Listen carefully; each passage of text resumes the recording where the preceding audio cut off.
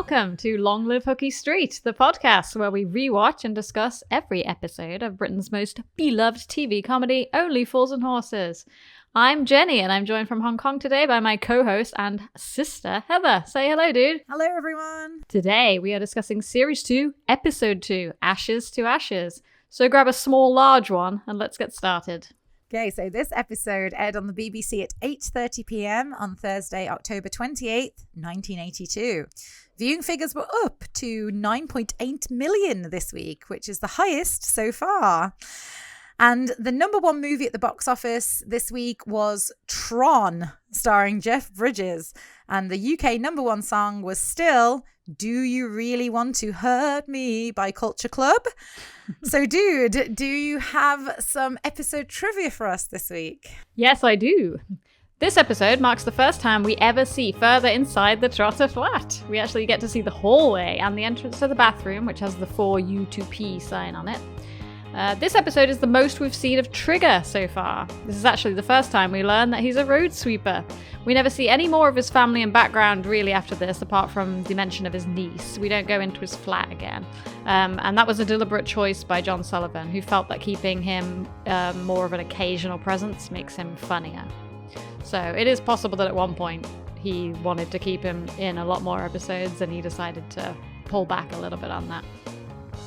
This episode is referred back to in Rock and Chip series, where we learn that Grandad's wife Violet actually ultimately left him due to this affair that he had with Trigger's gran, Alice. This is the most location-heavy episode we have had so far, with Del and Rodney visiting the Acton Bowls Club and the River Thames. Nick Lyndhurst said, "It was a high tide and it was very rough out there. David and I had to row very hard to keep up with it, and we were very nearly swamped. I doubt they'd let us do that these days." And John Sullivan got the idea for this episode following his own experience with a family bereavement where they didn't really know what to do with the ashes. He knew that Del would have a dilemma with this decision since he's respectful and always wants to do the right thing. So he thought exploring this would be fun. And that's all I have for now.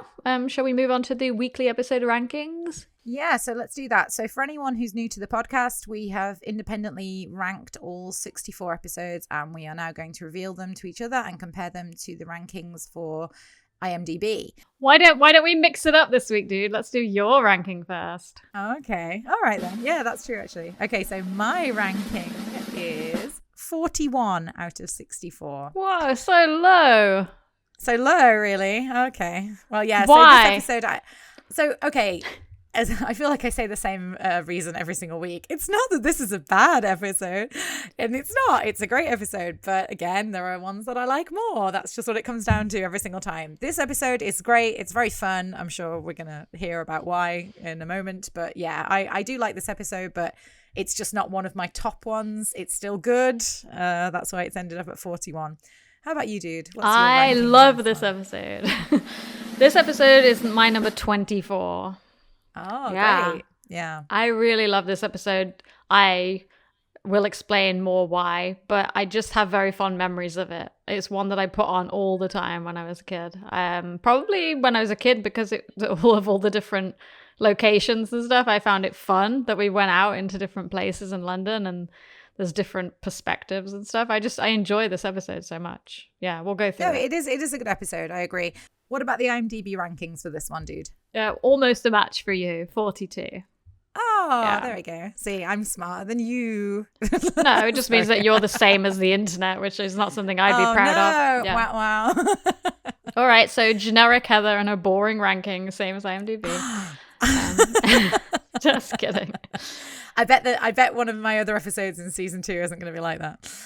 I think people, a lot of people generally do say like not so great things about this episode, but I think it's great. It's a good episode, definitely a good episode, but yeah, just not one of the best ones, but a good episode. I remember that I saw this episode one time and then we didn't have any record of it, no video recordings. I could never find it on TV, but I always knew there was an episode about the Ashes, and then when we got the video, like the VHS, I was like, yeah, I've got the Ashes episode. So that might be why, because I kind of idealized it, but I have a memory of you loving this episode when we were growing up as well. I don't know why. Like, I think when we were having our which episode should we watch conversations, you were always like, let's watch Ashes to Ashes. So I think, I have a memory of you loving this episode as well. Yes, so hopefully, if any of the punters love this episode, I hope you'll enjoy the fact that I love it too, and I'm going to do the breakdown today. So, okay, let's go ahead. So let's go ahead. Okay, let's get started.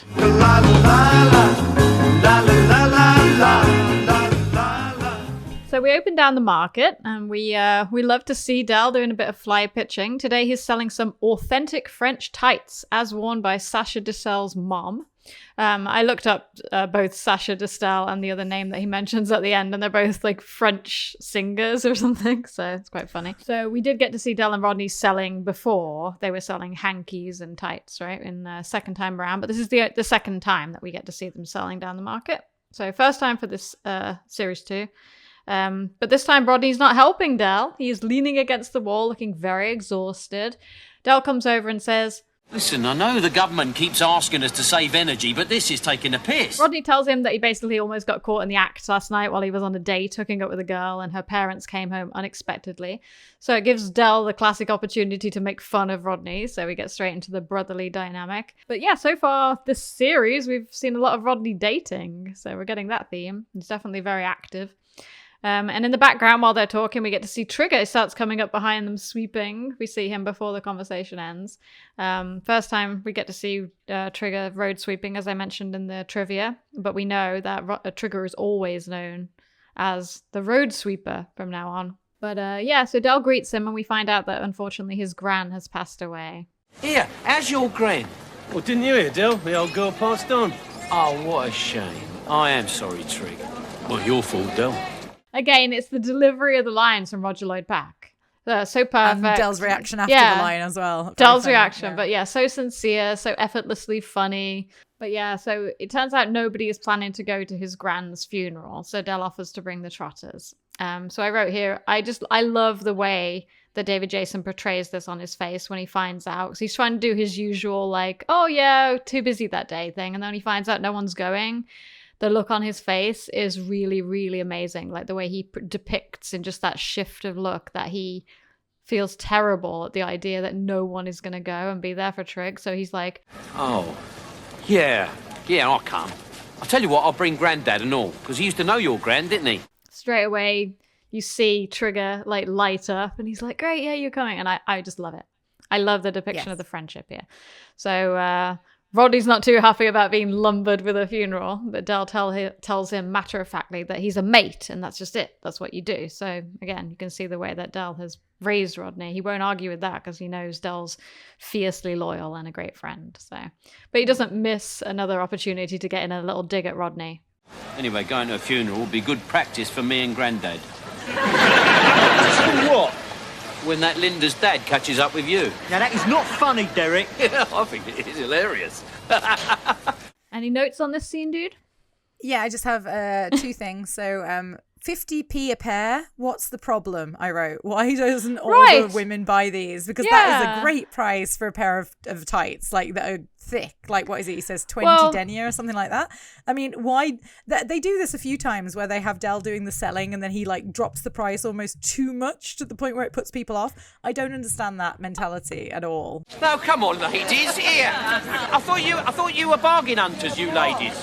Hello, you can't even get these in the factory for 50 pence a pair. I think it's because I remember actually, I was going to call back to this. It seems like you keep forgetting about inflation. You said in Big Brother it's only £15 different. That's a massive amount of money back then.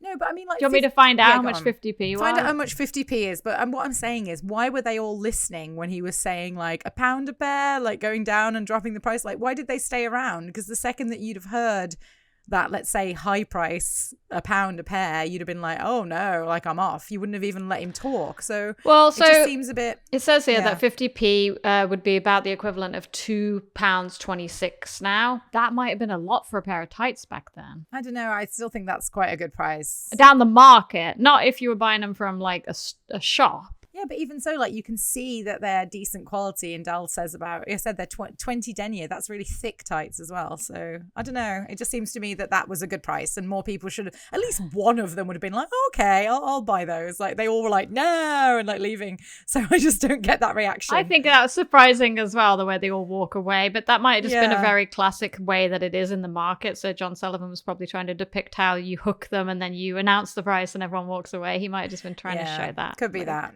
But yeah, I really love the way that Rodney, the line that Rodney says when he goes, He's a mate, ain't he? You wouldn't want him to go on his own, would you? No, of course you wouldn't. It's just very funny. So yeah, that's the only thing I wanted to say about that scene. Okay, sounds good. So then we cut straight from that line to Trigger's Nan's house. I pulled this description directly from the script of the decor because it's funny. It says the decor is a depressing grey with matching suicidal brown.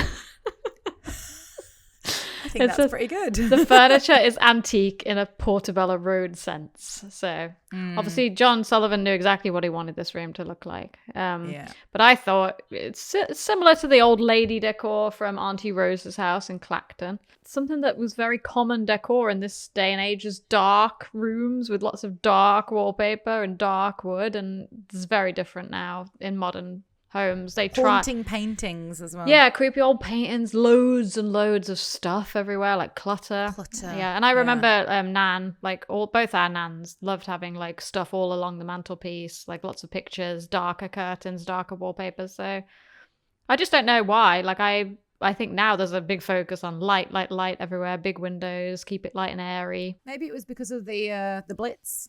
Maybe.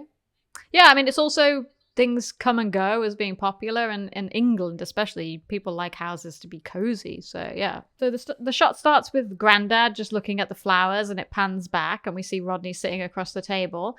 But just then we see the middle chair starts moving, and you can see the audience reaction to this. It's funny, like people start laughing. The chair's just moving around. It turns out Del is underneath the chair examining it, and he just pops up and goes, Wedgwood. Wedgwood's pottery. Now I have to make a point about this. If you were going to look at what a chair was made of, you just flip the chair and have a look at it. You wouldn't hold it up above your head and look at it that way, because actually there'd be shadow over what you were trying to look at if you held it that way. You'd have to flip it to see in the light what it was. Very true, but then it wouldn't have been funny the way the chair was moving in the middle of the scene. So. And both Grandad and Rodney are clearly annoyed at Del's behaviour. Del's going around the room. He goes over to the mantelpiece thinking the Mona Lisa might be genuine. I don't think the Mona Lisa is that small, but still. And that's when he first sees the urns. Oh, these are nice. Look at it. These are nice. Matching pair and all. Grandad calls him a vulture, and Del reasons by saying that he's actually protecting Trigger. I love this line from Del that we have here where he describes Trigger, where he says, I mean, I know a lot of people are born halfpenny short of a shilling, but in Trig's case, God added VAT. So this is the first time we've actually heard Del describe Trigger and whether he's smart or not. So we're getting a little bit more history established. So so this is actually only the third time we've seen Trigger. We saw him once in Big Brother, where he was pretty different to what we know and love. Second time around, we definitely got some explanation of Del and Trigger's history, like the fact that he knew people that Del had dated when he was a kid. So we do know by now that they're old friends, but the fact that he's here and now he has memories, and Grandad knew his granddad, so a lot more background establishment. But yeah, Del is saying that he is actually doing Trig a favor. He's protecting him from getting stitched up by taking his stuff to sell elsewhere. So what do you think about that? I think that he probably is right, although he does have motives of self, for himself, where he's going to profit. I personally think he's not wrong with what he's doing. Yeah, I think Del would see this as a win-win, right? That's kind of what he's saying. He's like, I get something out of it, Trig gets something out of it. Right. And I'm still going to let him keep a bit of his profit. Like, I'm not going to completely, bleed him dry with this stuff. I will give him a reasonable price, but then I'm going to sell it for a lot more. Yeah, but it is surprising because Trig is a trader as well. So why doesn't Trig why doesn't he get the antique book and look up the value of stuff? Like, you would think it would be pretty easy for him to do. Again, we've seen Trigger's negotiating skills in Big Brother, so probably a good idea that he didn't try and sell them to someone. But perhaps this is another more subtle demonstration of that Trigger's not super smart, because in this case we have Del actually describing him as being not smart, so which we've not heard him say before. So Trigger comes in. He's dressed in his funeral suit. He offers everyone a drink. So this is the second time we get to see Trigger call Rodney Dave. Fancy a drink? Dave? And again, it doesn't get an audience reaction. But again, we're still building on that joke. So when Del accepts a drink, Rodney and Grandad are annoyed. And they're like... Don't you think this is the wrong time and place to be shanting it up? So Del does that classic thing that people often do when people have passed away. And he says... Wait, Trig, what do you reckon, eh? Would your Gran like to think of us, standing around moping and mourning? Yeah, she'd have loved it. She was a miserable old cow. I love that. Yeah, because that never happens. Yeah, most of the time people are like, "You're right. No, she would have wanted us all to be dancing." And Trig's like, "Yeah, she'd have loved it. She was a miserable old cow. Love it." So this Honesty. This is where Grandad starts to give us a bit of the backstory, and Leonard Pierce does such a great job of the narrative here. I feel like it's very believable. He tells us about Alice in the past and how she was the life and soul of the party. So we're getting we find out that Trigger's granddad Arthur knew Grandad, and Trigger tells him that Arthur took care of him. He was a smashing man. He took care of me when my mum went. Where was your dad? He died a couple of years before I was born. Now, this comes back in Video Nasty when they say... Come off it, Trigger. I see your birth certificate at school. What did your mum put down under father's name? Long time ago, wasn't it? What did she put down under father's name? Some soldiers. So Trigger doesn't have a strong father figure. I could just literally read the whole scene if we want to talk about Trigger's great lines. So yes, there are a lot in this scene. I agree. Yeah, so he continues to reminisce about his granddad Arthur. I can almost see my granddad now, sitting by the fire, one leg on the fender, other one in the corner. Again, Rodney's reaction sells that part when Rodney looks over and looks at it, and then Del goes, "You do have a really long leg," and so Rodney goes, "I thought you had a really long leg." Yeah, yeah, I love it. So Trigger has another great bit here where he says he's looking forward to going on his holiday soon, and he describes, I'm going to live it up a bit. Discos, nightclubs, golden beaches, blue skies. Oh, sounds great, Trig. Where are you going? Ireland. Yeah, it's so deadpan, the delivery. It's fantastic. He does mention his case getting adjourned, so we're still playing on that criminal thing again a little bit here. So just as the car arrives, we find out that Trigger's grandparents didn't speak to each other for 15 years because of an affair Alice had while Arthur was away in the army.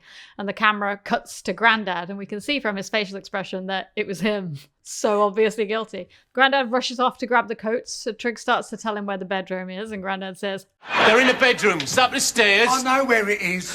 So any other notes on that scene, dude?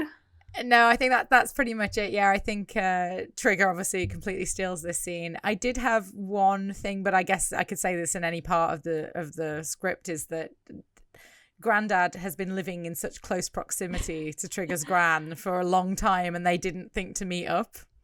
That's true. Yeah, good point.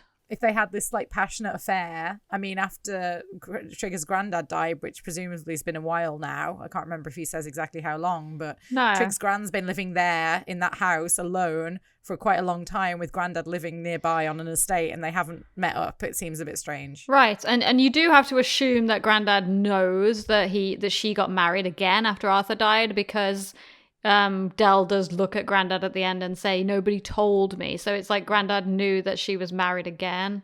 So yeah, he didn't like, none of that came up, no mention of another husband at the funeral or anything. It is a little bit unusual to be honest. Exactly. Yeah, a bit of a plot hole there, but other than that, yes, this scene is very funny. Okay, so then we cut back to the Trotter flat, and this is something I wanted to mention about how a lot of the scenes in this episode start with like something funny visually, and that's kind of a new thing. They didn't do that really that much in the other series. So we've already had the chair, and now we cut back with the magnifying glass, and Del's eye is really massive, and just in the line of the camera. That confirms it, Rodders. That joke is done purely for the camera, because if you look at the exact moment afterwards when he goes, look, he holds the urn up to where he needs to see. So that is purely for the camera, for the setup. I love this. I just love it. Yeah, it's very funny. So it cuts back, and Del's examining the urn with the magnifying glass, and he says that the little mark on the bottom of the urn confirms that they are Meissen, which I looked up, and it would have actually been worth some good money. And because Dell has the reference book, we assume in this case that he's right. He's not doing his he's going to pass them off as Meissen. He's actually right. So he estimates 300 knicker each, which I looked up is equivalent of about 1,400 pounds each. So now we can see why Dell was being so protective of the urns. So we see Grandad still wearing his funeral suit, and we didn't really get to see much of it because he was sitting down in the flat in the Trigger's nan's house. But yeah, this is the smartest we've ever seen Grandad look, right? Cleans up pretty well in his suit. He picks up the urn to inspect it, saying it doesn't look very valuable, and that's when he notices that the urn contains ashes. God almighty. Grandad, what's up with ya? Just look for yourself. Look at what? What's in there? So Rodney calls out for Dell, and Dell comes running in, looking quite panicked. Rodney says, It's Arthur's ashes. Arthur's ashes? That's the black bloke who won Wimbledon, isn't it? so it seems that some people actually find this joke offensive, but Dell's referring to Arthur Ashe, who was an American tennis player that won Wimbledon in 1975. I don't think that this joke is offensive.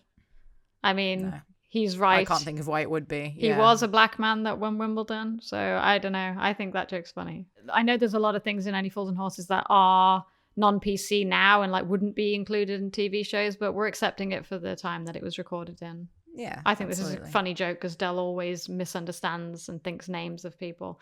Also, out of context, he wouldn't have understood what Rodney meant by it's Arthur's ashes in that moment. So this is where we get the revelation that the urns do contain the ashes of Trigger's Grandad Arthur. So the Trotters discuss this, and it turns out that Grandad is actually really scared. He thinks this is the ghost of Arthur coming back to haunt him for what he did. And he manages to scare Dell a little bit too, even though Dell's trying to play it cool. I love the way that David Jason dives to the side when he takes the lid off the urn. It's so funny. What does he think is going to happen? So Grandad says here that he didn't actually have an affair with Alice, but it doesn't seem like Dell believes him. Well, we was just a bit of company for each other, that's all. But Arthur wouldn't believe that. Well, he wasn't as soppy as they made out him, was he? And like I said, in Rock and Chips, it pretty much shows that Violet leaves him for this affair. So I think if nothing happened, I don't know, maybe it wouldn't have ended his marriage. So who knows? So the scene is going to come to a close with Grandad showing how worried he is. And we still see that Dell and Rodney do seem a little bit freaked out at first. But then when Dell does the wooden leg joke, we see that he's not taking it that seriously. Who left this wooden leg out here?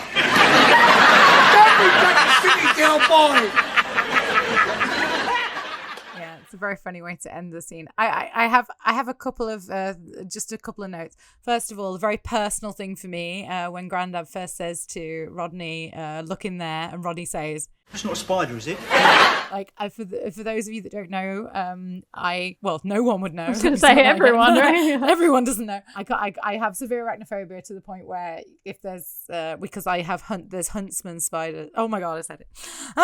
There's a huntsman in Hong Kong, and they are terrifying. And if there's one in my flat, I have a mental breakdown. And I'm looking around my flat now because I just said it. So yes, I just wanted to let you know that I have that, and I sympathise with Rodney's reaction when he thinks it's one of them. And the other thing I think is a bit of a plot hole, and maybe you can chime in on this, dude. I don't know if you've ever held any human ashes. No, have you? Never. I have. I helped scatter our Uncle Roy. I helped scatter his ashes, and they are heavy. Oh, really? And there's a lot of them. So the amount of ashes that are in these tiny urns would probably be more like the ashes that you get for a dog or a cat. But human ashes actually are usually huge and quite heavy. You get a lot of ashes. So it looks to me from the way they hold them, and when Dell looks inside and says, "Well, how do you know it's him?" It's hardly a passport photo, is it? There's very little. It looks like there's just a bit of ash in the bottom of the urn. So right, yeah. I think so that's a bit of a plot hole. There would usually be a lot more ashes if you were talking about human ashes. So yeah, that was all I had to say for that scene. Okay, yeah. Perhaps they needed the urns to be really small, so they just did a little bit of artistic license there. But yeah, I'm trying to think of other shows that ashes appear in, and I think you're right. Like, there's so many jokes around ashes in sitcoms and stuff, but I think I've seen depictions of the jar smashing or whatever, and you're right, there's always like a lot of ash. So yeah. I mean, the only ashes I've ever had any contact with were Uncle Roy's, but they were really heavy because I was the one who scattered them off Llandudno. And they were really quite heavy to hold on to, and it took a good sort of 10 minutes to empty the container fully because there were so many. So yeah, I just think, yeah. That's interesting. I didn't know that. So, all right. So we'll move on to the next scene. So we're going to cut to later that night. So this is where we first get to see inside the hallway of the flat, and we see Del coming out of the bathroom in a funny light leopard print robe. So back to the funny pajamas. But then we hear Grandad's distant voice coming from the living room. So Del quietly sneaks down the hallway to see that Grandad is speaking in the darkness solemnly to the urn / Arthur. He sees the perfect opportunity for a wind-up, and he grabs a traffic cone and speaks to Grandad in a ghostly voice. Well, I know you can't hear me, Arthur. That is what you think, Trotter. I would just say this is so obviously Del saying this. His voice is so obvious that I can't believe Grandad for a second would believe that it was Arthur. I actually, before I even say any of the things from the scene, I actually wrote here, I think this scene is hilarious, and you can pull it apart if you want. Of course, Grandad may not have fallen for it. It's clearly Del speaking. But it's so funny, and the audience love it too. So yes, the laugh track is quite strong throughout this. Yeah, that's exactly what I wrote. I wrote hilarious scene, but full of plot holes. Yeah, I mean, it's not really a plot hole. I guess it's just is it believable that Grandad wouldn't have known it was Del? I mean, I think the line it's the most obvious that it's Del is when he says, "Oh, don't give me that, you lying old git. I know you're all right for a few, Bob. And I want to know where it is hidden." I also think the way that, I mean, again, pulling it apart, when he turns around to first see if there's anyone in the room, when he first hears the voice, obviously Del's hiding, he looks over his left shoulder towards the door. The part where he says, "I am the movement in the curtain." Grandad looks over his right shoulder, because if he'd looked over his left shoulder, he would have seen Del with a huge rod. And actually, that's a really awkward way to look at the curtains because they are on his left-hand side. So that is purely done to make sure he doesn't see Del. Right. And then also, how does Del make that creaking noise? I am also the creaking of the floorboards.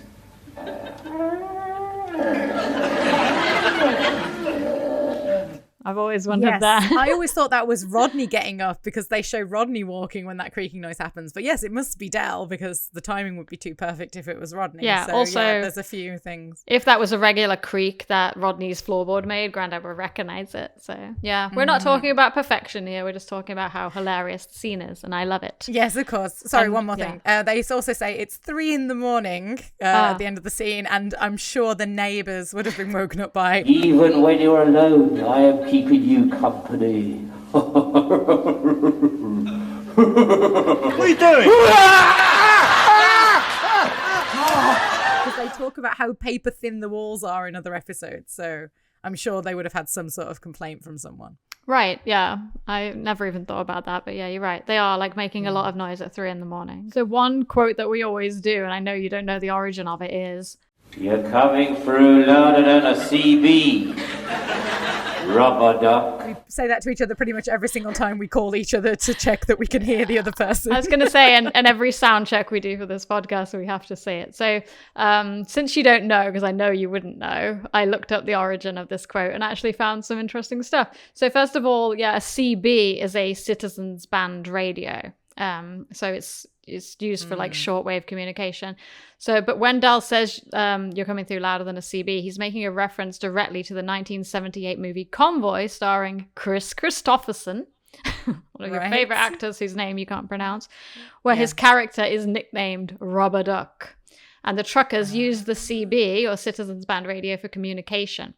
And funnily enough, in this episode, there is actually a big poster picture on the wall that says trucking on it in the background that you can see. So it kind of shows a little bit of continuity there, that movie was 1978, so it was only 4 years before this was recorded. It's obviously another thing that Rodney and Del like, or John Sullivan liked, which was this movie, or the trucking kind of culture. Cultural relevance there that we had no idea about, but we just loved the line. We still say the quote all the time. I don't know why when we didn't know what it meant, but it's just funny. Well, it just means I can hear you, so that's why we say it now still. I do not know why, but we did find it funny even without the origins. Oh, I love also. Tell me where your money's hidden. If Grandad was going to catch on at any point, that would have been where it was. Well, there's, like you said, there's the part where he says, "Don't give me that, you lie nugget," but also when he says, On those cold winter nights when your two grandsons, Rodney and the good-looking one, are out. it's like, of course, that would be clear it was Del as well. There's no way that Arthur would be like, Del's the good-looking one. It's just a very weird thing for But it Arthur shows, to say. obviously Grandad is very, dopey and old, perhaps, and like we can believe that he might have fallen for this. So Yeah. but anyway, Rodney spoils the joke, and then the whole thing, everyone gets terrified. All the lights come on. Grandad's very angry with Del, and they have a discussion about what they're going to do with the ashes. So Del says at this point that he has been trying to get in touch with Trig and he can't. So goddamn the days before mobile phones when he couldn't just text Trig and say, by the way, I've got your Grandad in a jar. So they agree that they will just do what they can to get rid of the ashes themselves. I guess I can't really understand why they can't just wait till he gets back from Ireland, but maybe because Del really wants to sell them. I don't know, but I thought it was because Grandad was too afraid keeping them in the house. that's true, actually, yeah, because he says get them out of this house as quickly as possible. But I mean, that's really kind of a silly reason. Maybe Del could have done something else with them, but whatever. So they Could agree. have kept him in the garage.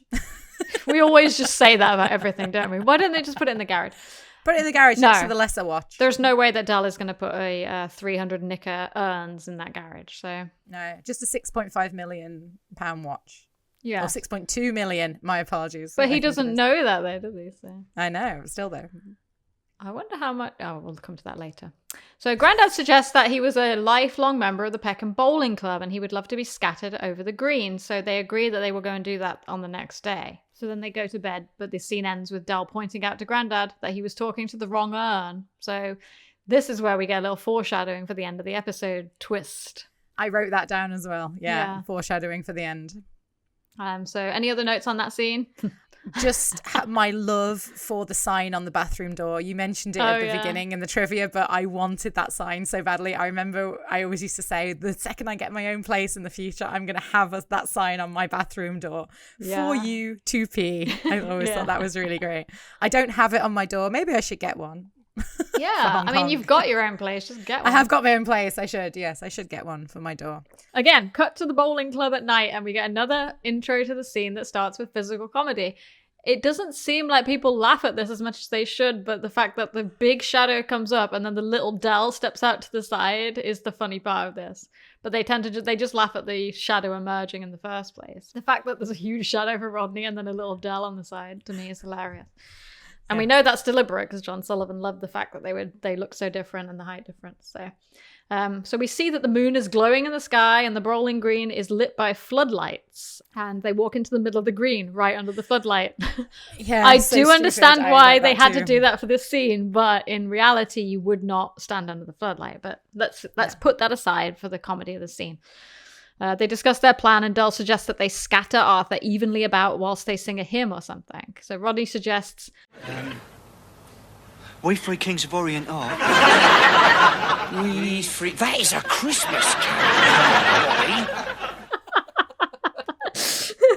I know. I love the fact that they both just go straight into it and it's like, we three kings are... that is a Christmas carol. And then Del suggests, Then why don't you go whole hog, and sing jingle bells while I dance about and we sprinkle him around? but they finally agree to say a prayer. They kneel down with the urn between them. And just as Del begins to say, Dear God, high up in the sky. the light comes on and they both look up as if God is above them, which is so funny. There's several references to that in this episode, which I think is again foreshadowing for Del's fear of gods that he discusses later.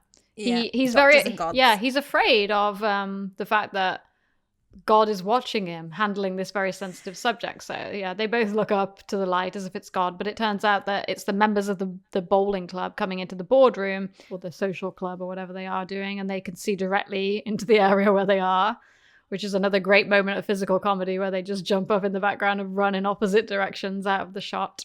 And then obviously the woman in the bowling club does see the little urn out there and then turns around for a really, really long time to go and tell the guy while Del runs into the shot and grabs the little urn out the shot. But again, I love it. I'm not going to pull anything apart about this scene because it's funny. Yeah, David Jason's physicality when he runs back in to get the urn and he sort of like does a little step like a frog and then goes back out. It's just very funny. Yeah, really, really funny physical comedy. Yeah, totally love it. Any other notes or we move on to the Thames? No, that's it. I mean, Okay. it's a short scene and you covered everything. It's very funny. Yeah. Love seeing the Thames because that shot of the bridge is like the same as the Thames logo for the Thames TV, if you remember, with the bridge. You might remember from the Sooty show. Yes, the Sooty show. That's what I think of Thames TV. Yes, Thames. yeah. I always used to call it Thames TV because of the way it was spelled. So that is what my husband calls it, the River Thames, Thames, because he's Thames, American. So Thames. Americans cannot understand why it's spelled this way. Yeah, it is weird. The Thames. Right then, what about the claim on the label then? From an ancient and natural source? Yeah, the Thames. Can't be more ancient and natural than that, can it, eh? So anyway, they actually are on the Thames, and they're rowing. I mean, Rodney is rowing while Del is just sitting back going, heave to, Rodney, heave to. And this made me think of To Hull and Back. So Del mentions here that he's not performing a burial at sea. He's going to do an Indian ceremony like they do in the Ganges. He saw it on Wicker's World. So I had to look up what that was. And Wicker's World was actually a British TV documentary series that ran from 1959 to 1994, presented by Alan Wicker. And it was essentially a travel documentary that's mostly focused on interesting and unusual people in different parts of the world. So seems like something Del would watch. I don't know. Yeah, true. Yeah, I like the timely references to other things that would have been on TV at that time. So, and I believe it was on the BBC at that time. It moved to ITV. So, obviously, they wouldn't want to promote ITV shows on the BBC. Del and Rodders bicker a little bit about it, but Del tells Rodney to Sit quiet for a minute and just think sort of religious. And then we hear a voice saying, What are you doing? Mighty. and again, Del thinks this is the voice of God, so he covers the urn. This makes me think a bit of karma for what he did to Grandad earlier. Absolutely, yeah. This is how Grandad felt. Yeah. But no, it turns out it is the river police, and they're calling out on the megaphone. Rodney says, Say something sensible, Del. I mean, don't go telling them we're boat people or nothing. We're Buddhists! the river policeman asks if they have written permission, and Del says no, but he thinks that he's gonna be able to just dump it over the edge, but no, they want to escort him back to the shore. A little bit of bonus trivia here, and I hope you're not reading the script. Oh, never mind, I didn't put it in. So I'm not reading the script. John D. Collins, who plays the river policeman here, is actually in another episode. Do you know who he is? Is he the guy in Friday the 13th who tells them about the killer? No. The police officer? No. Okay.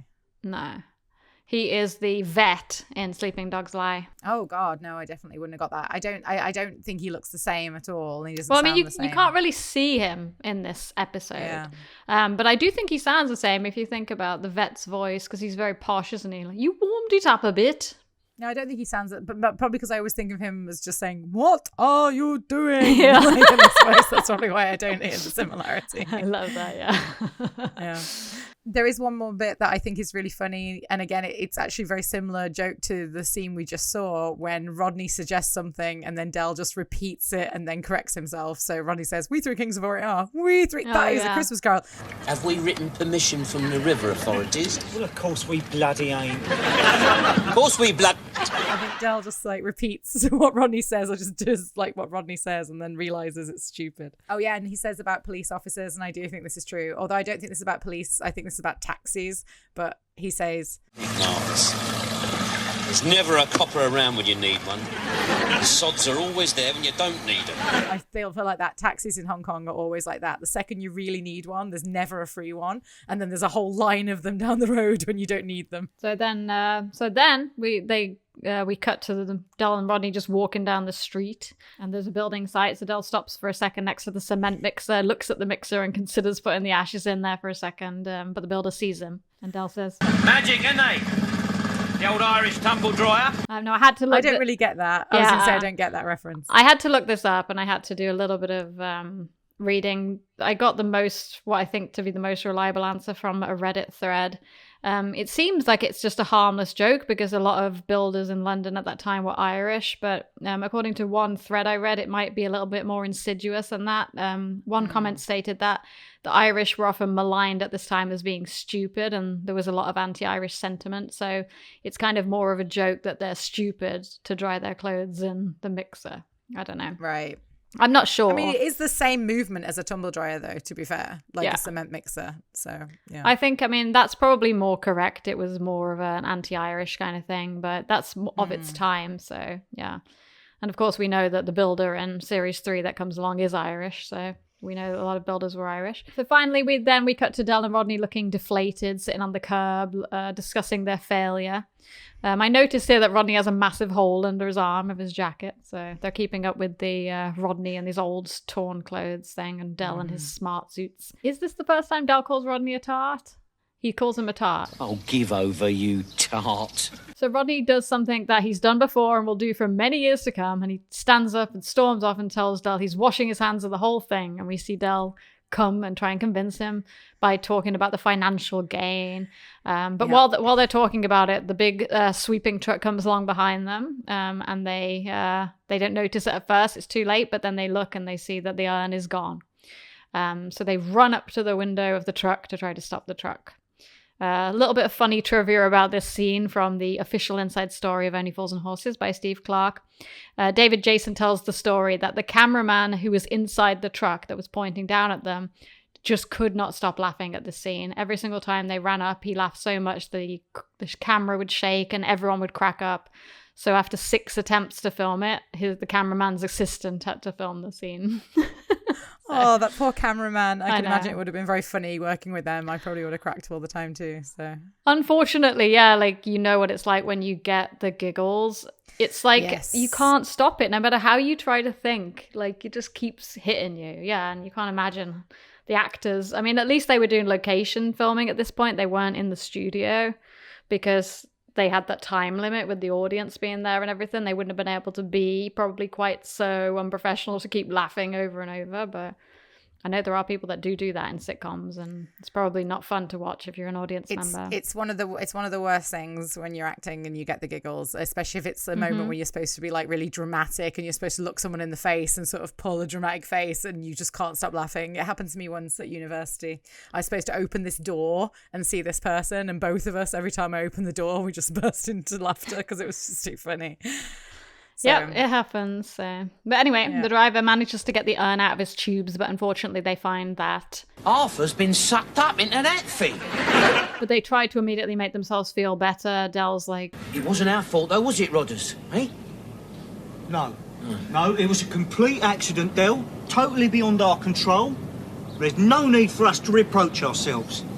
You see? So like they're both they obviously both feel really bad about it, and Del probably has this fear of God again, but he does sort of say that there's poetic irony since Arthur was a road sweeper. Then we cut back to the flat. Oh, sorry, just one more thing. Oh, yeah, thing sorry, I forgot. I wrote at the beginning of that scene, sitting on the curb, so British. That's what I wrote about them sitting there. We used to do that all the time. We sit on the curb waiting for our friends, or, sitting around on the streets. You'd always sit on the curb. Right. And people in Hong Kong never do that because they think the floor's too dirty. They never sit on the curb. If I ever sit on the curb here, I get some real dirty looks from the locals. Like, ugh, gross. What are you doing? And one other thing I wanted to mention was the parallel with Rodney talking about... Well, look, we're walking straight into the unknown here, aren't we? I mean, you don't know what strange dark powers we might evoke. It reminds me about Rodney's attitude in the seance in Sickness and Wealth. He has some similar dialogue. Well, I agree with Mike. Oh, come on, Robbie, don't you? No, because we're messing about with the supernatural here. There's no telling what evil forces we might evoke. So, yeah, Rodney's afraid of that stuff as well as Del. And yeah, just to, as you said, it's really interesting how Del always manages to talk Rodney around by mentioning the money side of things, and it just never seems to change that's what Rodney goes for. And yeah, it's Rodney's just as shallow as Del in the end, obviously. Yeah, right. And it is that's what their business is. But yeah, Rodney's always driven by money and profit. So yeah, but he wants to have morals. Go back to that whole he's the Peckham's conscience thing. It's like Rodney's constant struggle between his conscience and his need to survive and make money and please Del. So Del sometimes has the tax of conscience, but you can see most of the time he doesn't really. It's only when it comes to serious things like this about his friends and family and God. So final scene, we cut back to the flat. As Del and Rodney are coming in, Grandad is already on the phone to Trigger, who's still over in England. He's fogbound at Gatwick Airport. So he puts Del on the phone. Del has no choice. He tries to get out of it. But he goes ahead and he's honest with Trig.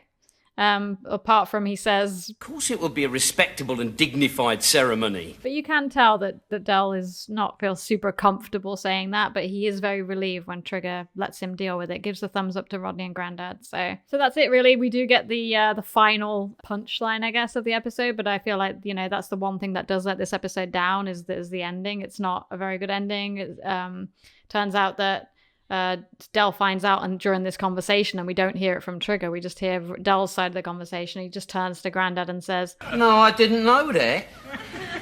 No, nobody told me. we have to wait till he gets off the phone to hear the punchline, but Del goes and grabs the other urn and says, Something you forgot to tell me, wasn't there, Grandad? What's that, Del boy?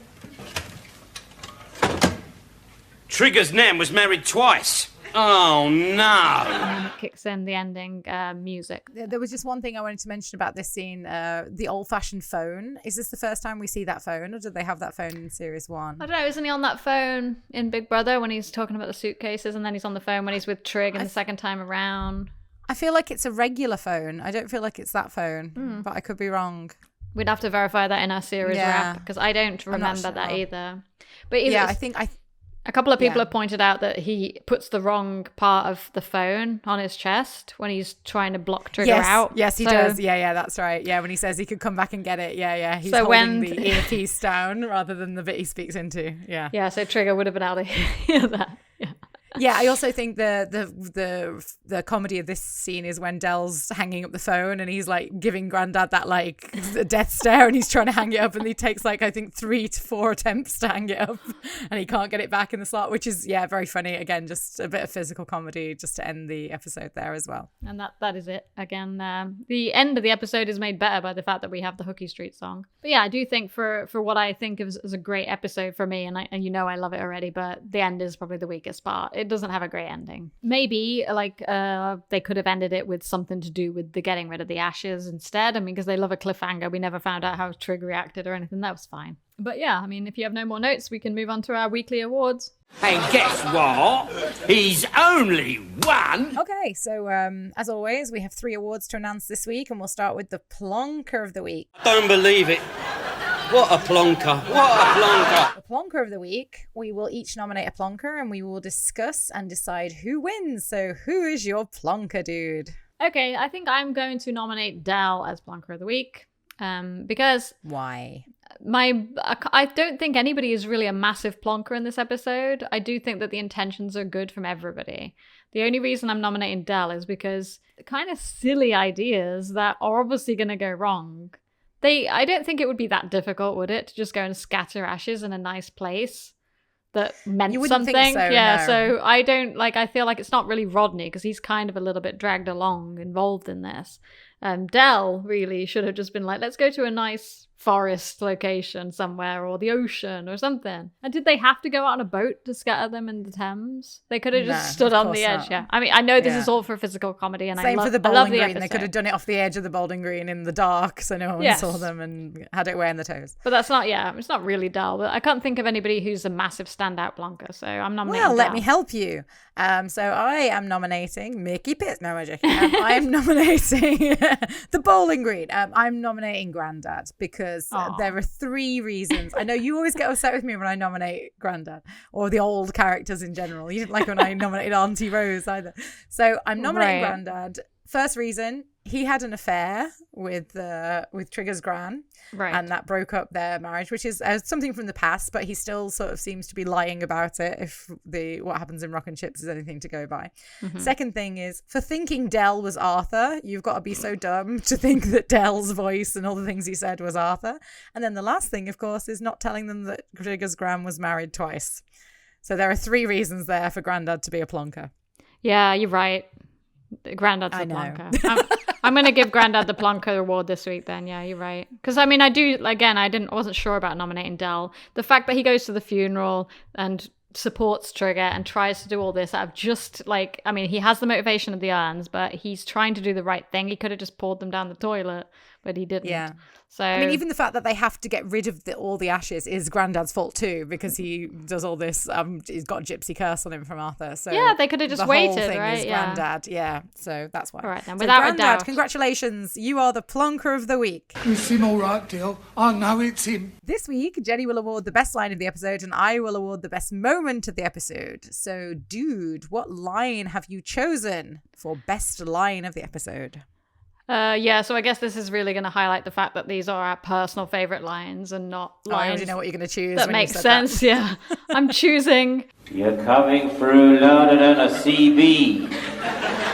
Rubber duck. I don't know why.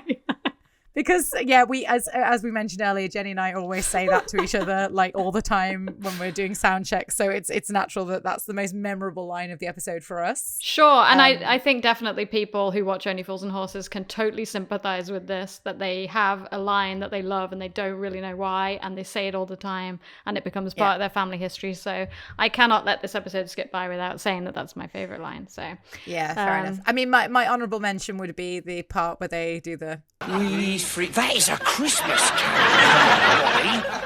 that delivery of David Yeah. Jason's there reminds me of his later Del character. I feel like there's moments like that in later episodes where Del goes, "That is you were dead." Like he has that same reaction to something. I can't think of a specific moment, but I feel like it's very like his later version of his character. Yeah. The thing that you're recognizing there is definitely something that both Del and Rodney do, which is a lot of double take humor, where they listen to something and then realize that what they said or heard is stupid 2 seconds later. There's a lot of that. Even in fact, the first line of the episode starts with Rodney double taking at Sydney Potter.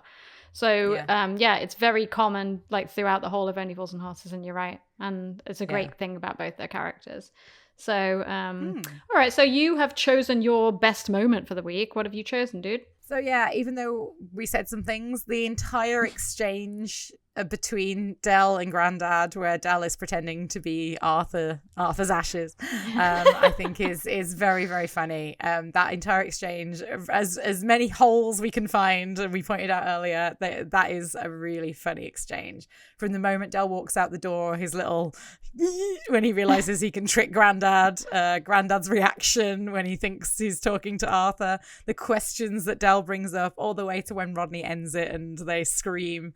It's just very funny. Yeah, that entire exchange is very, very funny. Yes, I would have chosen the same thing. Okay, so drink up, we're leaving. Okay, so that about wraps it up for this week. Join us next week when we'll be discussing Series 2, Episode 3, A Losing Streak. Until then...